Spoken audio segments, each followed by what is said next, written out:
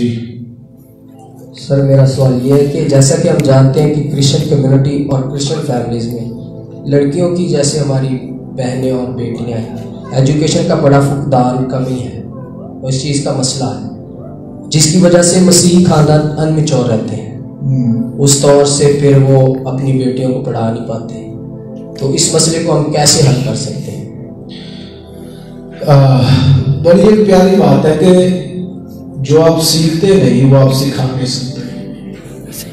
اصل میں خاندان کے جتنے بھی مسائل ہوتے ہیں ان کی ایک ہی جڑ ہوتی ہے، جڑیں دو ہیں لیکن وہ ایک اس لیے ہے کہ جو باپ ہوتا ہے یہ مین ہیڈ ہے خاندان کا، اور دوسرا جو ساتھ میں لیڈر خدا نے خاندان کو دیا ہوتا ہے وہ ہے ماں۔ پرابلم یہ ہے، میں سمجھتا ہوں میرے نظریے کے مطابق، میری سوچ کے مطابق وہ یہ ہے کہ والدین جب تک سیکھیں گے، میں ایک بڑی پریکٹیکل عملی مثال آپ کو دیتا ہوں۔ آپ نے ہمیشہ جب بچہ چھوٹا ہوتا ہے کہ ریسرچ کے مطابق 5 سال کا جب بچہ ہوتا ہے نا، 5 سال جو پہلی اس کے پیدا ہونے سے 5 سال تک جو عرصہ ہے یہ اس کی صحیح سیکھنے کا عرصہ ہے۔ اس کے بعد سیکھنے کی جو بچے کی کیپیسٹی ہے یا انسان کی وہ کم ہوتی جاتی ہے۔ جو انسان کی سیکھنے کی صلاحیت ہے وہ پہلے 5 سالوں میں پیک پہ ہوتی ہے، چوٹی پہ ہوتی ہے، بہت زیادہ ہوتی ہے۔ اور یہ بھی اندازہ لگایا گیا ہے کہ جو پیدا ہونے سے 5 سال کی عمر تک جو سنڈے اسکول میں آتے ہیں ان میں سے بہت سے لوگ خادم بن جاتے ہیں، ان میں سے بہت سے لوگ کسی نہ کسی طریقے سے ضرور خدا کی خدمت کا حصہ بنے رہتے ہیں۔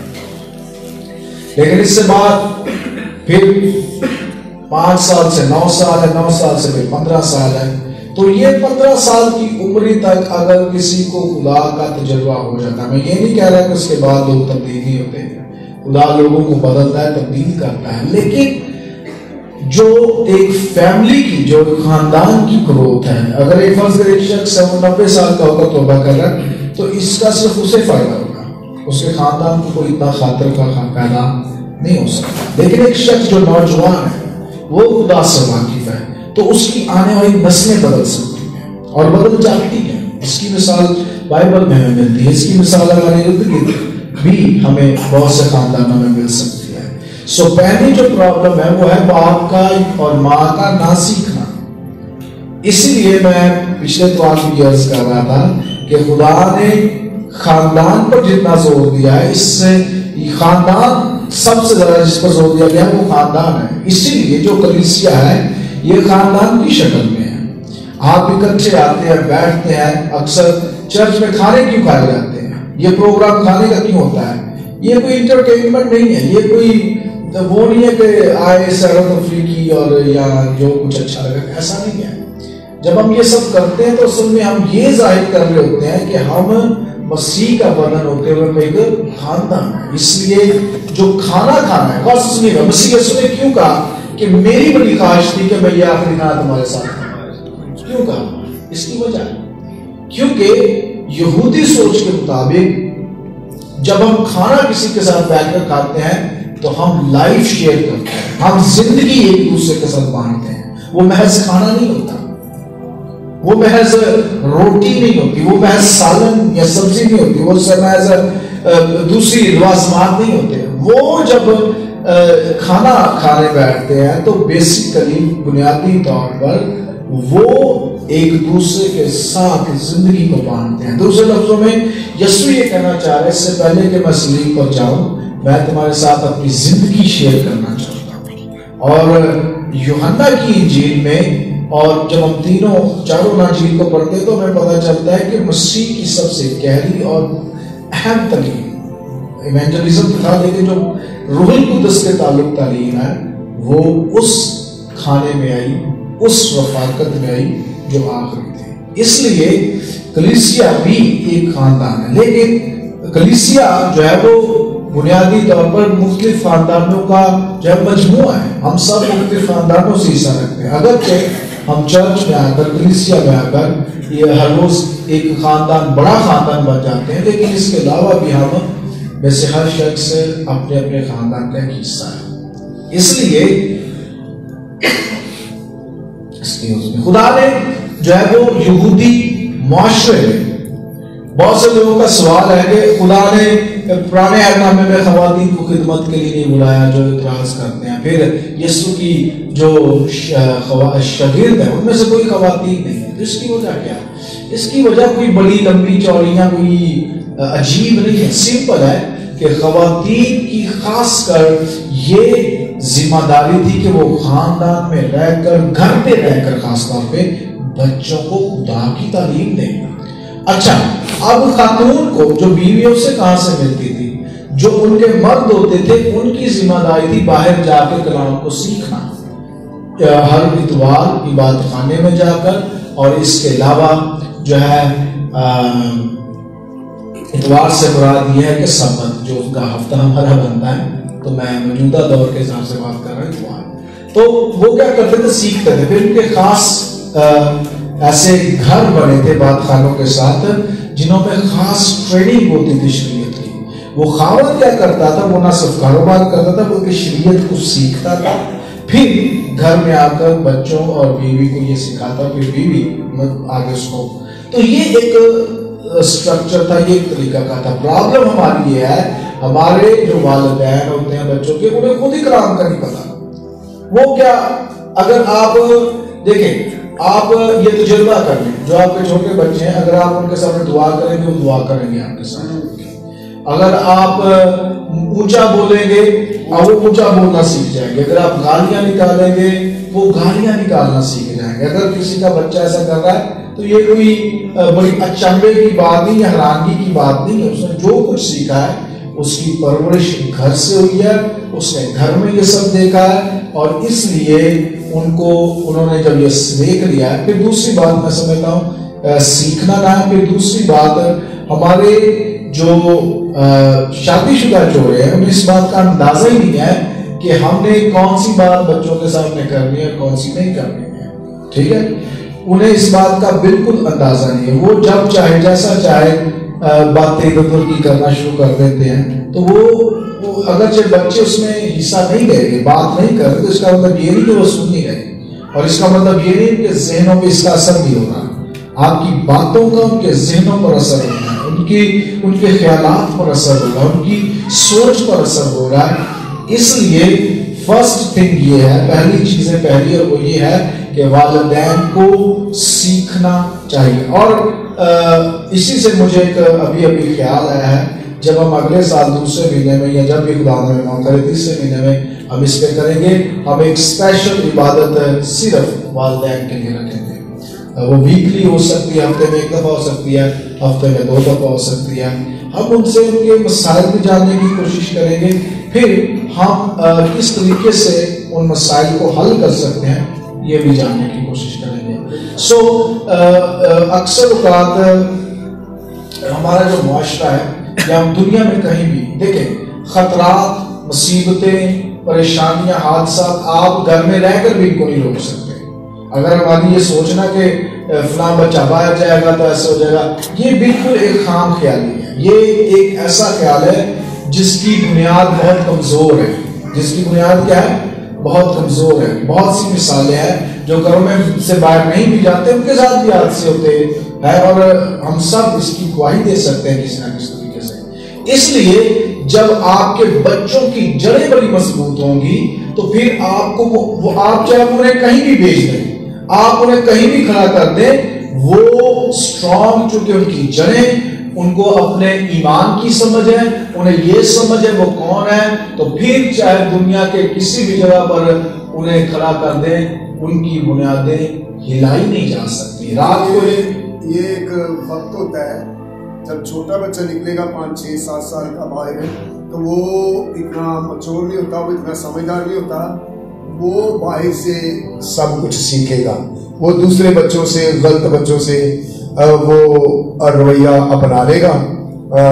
وہ تو آپ جو کہہ رہے ہیں کہ آپ کے بچے کا مچور، یہ تو 13 14 15 سال کی بات ہے نا، کہ میٹرک کر لیا تو پھر وہ اس نے خدا کا کلام سیکھا اس کے ماں باپ نے، اور پھر وہ سنڈے اسکول بچہ آتا رہا، پھر وہ کلام سنتا رہا ہر سنڈے، اور وہ ماں باپ کی بھی تعلیم و تربیت اور چرچ کی بھی تعلیم و تربیت میں اس نے پرورش 14-15 سال پائی ہے، جس طرح یہودی پاتے تھے 5 سال سے 12 سال تک، تو اس لیے وہ مچور ہوتے تھے۔ تو جو آپ نے سیکھنے کی بات کی ہے والدین کی، وہ یہ ہے کہ پالوس اس کے بارے میں بات کرتا ہے کہ عورتیں گھر میں اپنے شوہروں سے سیکھیں۔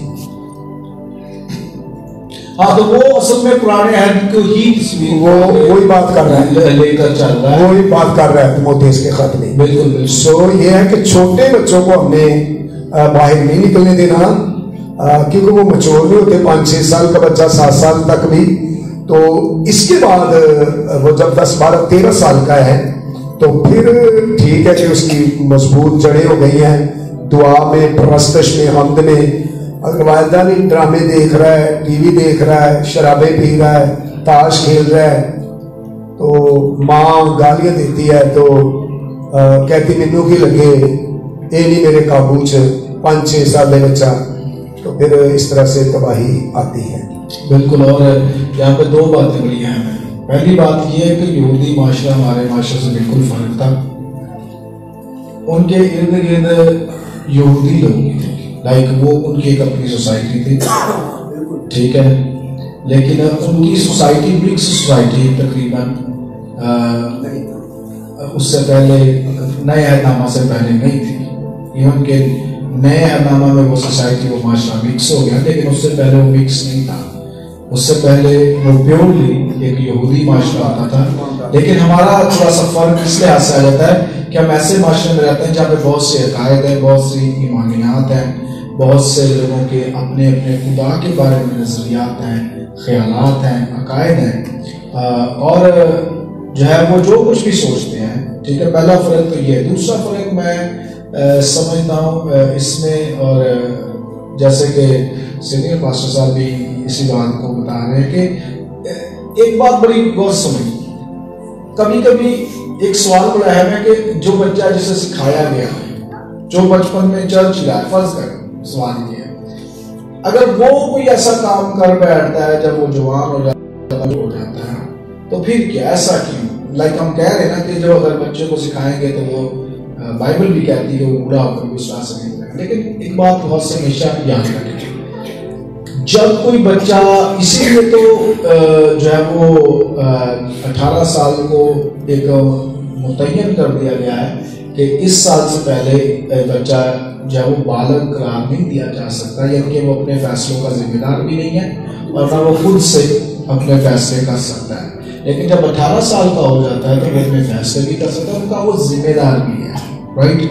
اس کا مطلب یہ ہے کہ جب کوئی بھی بچہ آپ کا کام ہے ٹریننگ دینا، آپ کا کام ہے سمجھانا، آپ کا کام ہے جو کچھ درست ہے اس کو عملاً ظاہر کرنا اور ان کو سکھانا بھی۔ لیکن اگر کوئی اس کے بعد بھی کوئی ایسا فیصلہ لے لیتا ہے تو اس میں پھر ماں باپ کی میں بھی سمجھتا کوئی غلطی ہے، کیونکہ انہوں نے جو کچھ کیا، جو کچھ انہیں کرنا چاہیے انہوں نے کیا، لیکن اس کے بعد جو کچھ بچے نے کیا ہے وہ اس کا خود ذمہ دار ہے اس کا، کیونکہ ہم میں سے دیکھیں، اسی لیے خدا نے کبھی یہ نہیں کہا کہ میں اس کے لیے فیصلہ نہیں کر سکتا، یہ میرے لیے فیصلہ نہیں کر سکتا۔ ہم میں سے کوئی ایک دوسرے کے لیے فیصلہ نہیں کر سکتا، آپ کو پتا ہے، اور خدا کے حضور ہر کوئی اپنے فیصلوں کا خود ذمہ دار ہے، ٹھیک ہے۔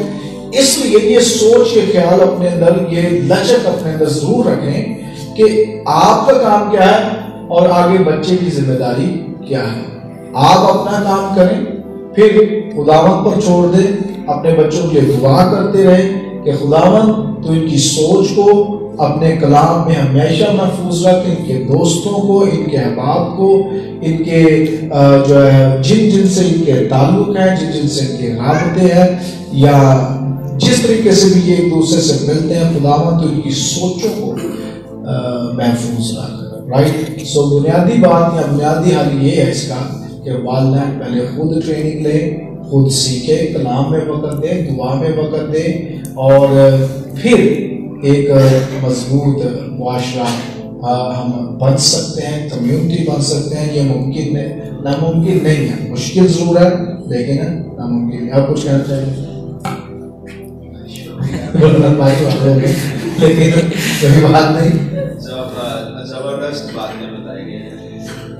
लिए खुदा उसका शुक्र करते हैं। और इस सारे अरेंज का मकसद ये है कि हम अपने दिल की बात आपसे कर सकें जो गुलाम ने हमें दी है, और वो फिर बातें आप अपने खानदान में कर सकें कि किस तरह खानदान को हमने लेकर आगे चलना है। तो सोसाइटीज हमेशा मुख्तलिफ होती हैं, कल्चर मुख्तलिफ होता है, उसके रस्म व रिवाज मुख्तलिफ होते हैं।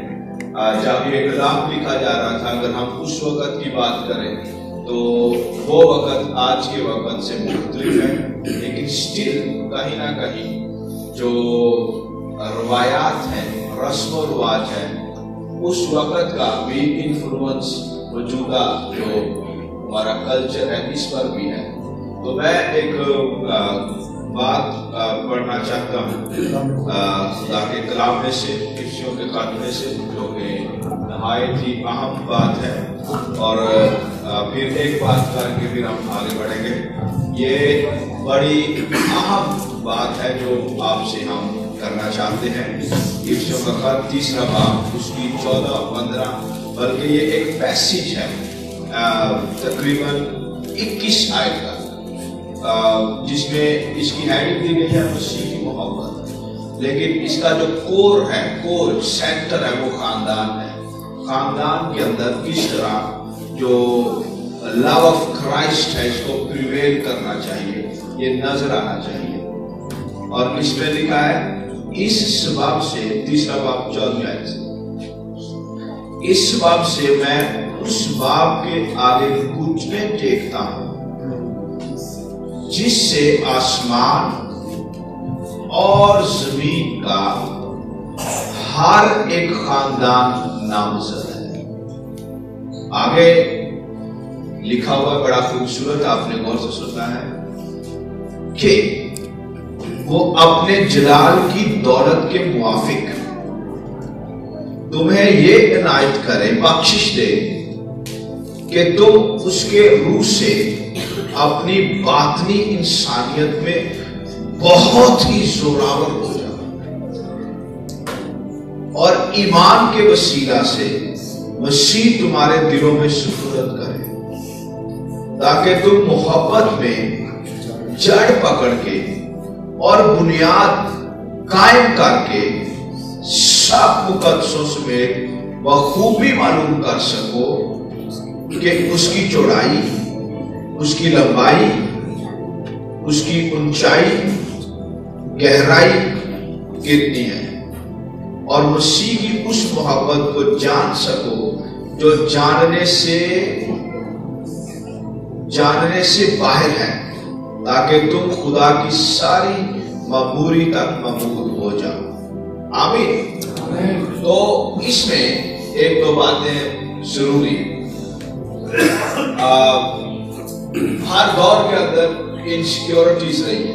इनसिक्योरिटी कहते हैं ऐसा माहौल जिसमें आप महफूज ना हो, ऐसा माहौल जिसमें आप ये समझे, या बल्कि ऐसा हो भी कि मैं महफूज नहीं हूँ, मेरे लीगल राइट्स महफूज नहीं है, मेरे सिविल राइट्स महफूज नहीं है, मेरा खानदान महफूज नहीं है, जिस कल्चर में मैं रह रहा हूँ इसके अंदर मसाइल हैं, प्रॉब्लम्स हैं, इंसाफ नहीं है, एक दूसरे की मुखालफत है, किसी को प्रमोशन नहीं मिल रही, एक किस्म का जो फियर होता है, फियर भी एक इनसिक्योरिटी है जिसमें इंसान अपने आप को महफूज नहीं समझता।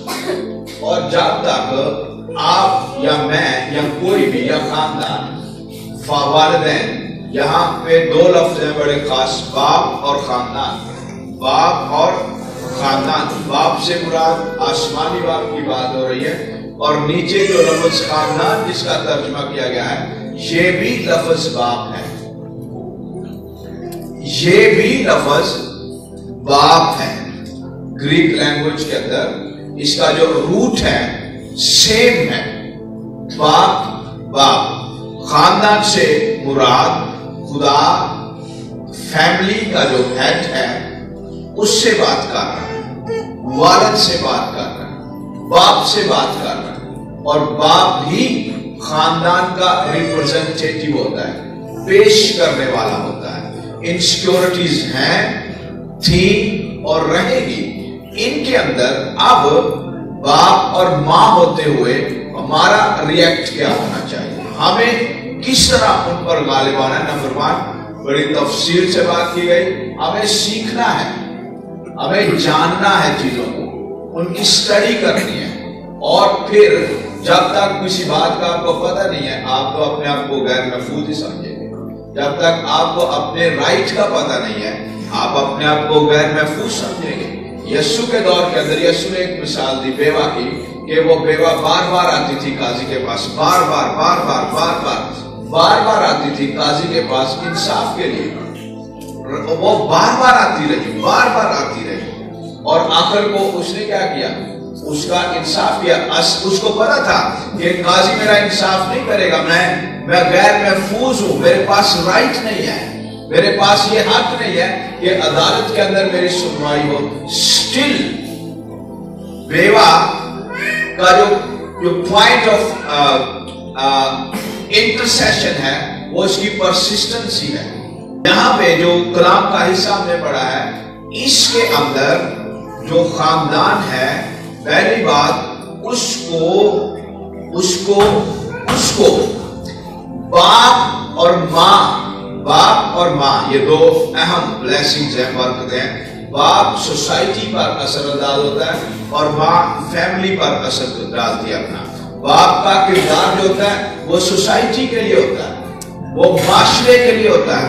जिस जगह पर आप काम करते हैं, आप सिर्फ वहां पर नौकर नहीं है, मुलाजिम नहीं है, वहां पर आप कोई काम करने वाले नहीं है, सिर्फ वहां पर आप जितने भी वालिद बैठे हुए वो गौर से सुने, वहां पर आप अपने खानदान के सरबराह के तौर पर भी अपने आप को पेश करवाते हैं। और जब लोग आपको देखेंगे, आपकी स्टडी करेंगे, आपके किरदार को, आपकी गुफ्तगू को, आपकी बातों को, उन्हें फिर बताना नहीं पड़ेगा कि इसका खानदान शायद अच्छा हो, वो समझ जाएगा।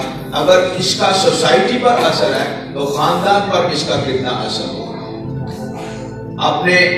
अपने बच्चों पर इसका कितना असर होगा, अपनी जो इसकी फैमिली है उस पर इसका कितना असर होगा। इसलिए बाप जो है वो मुकाबला करता है इनसिक्योरिटीज का कल्चर के अंदर, और माँ जो होती है बच्चों को फैमिली के अंदर इनसिक्योरिटी से आजाद करती है। बाप का कॉन्फिडेंस बच्चे का कॉन्फिडेंस होता है। इसलिए यहां पे जो बात कर रहा है पॉल, वो ये है कि बाप की असाइनमेंट है, माँ की असाइनमेंट है कि बच्चे के बातन को जोरावर बनाए, उसकी जो इनर बीइंग है उस पर काम करे।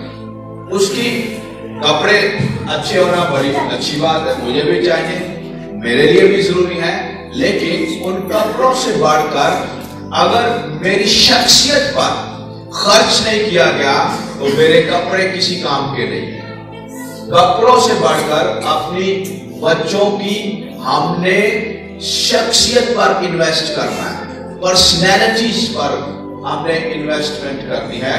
और पॉल का जोर है कि इन्हें बातनी तौर पर जोरावर बनाओ, बच्चों को, फैमिली को, बीवी को। और फिर आगे जो बात पॉल और बढ़ाता है 5वें बाब के अंदर, वो पता क्या कहता है, वो कहता है बाप की असाइनमेंट, बाप के बारे में लिखा है, बाप अगर बीवी के साथ काम करेगा ना मिलके, उसका असर बच्चों पर होगा। अगर बीवी ने सिर्फ गाली सुनी है अपने शौहर से, बेइज्जती सुनी है अपने शौहर से, इंसल्ट करवाई है, तहकीर करवाई है, या जो कल्चरल थॉट है।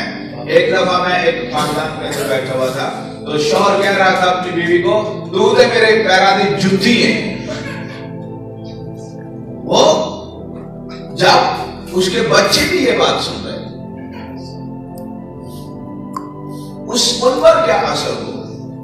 आप देखें पॉल ने क्या कहा है, शौहरों अपनी बीवियों से मोहब्बत रखो, जैसे मसीह ने भी कलीसिया से मोहब्बत करके अपने आप को उसके वास्ते मौत के हवाले कर दिया।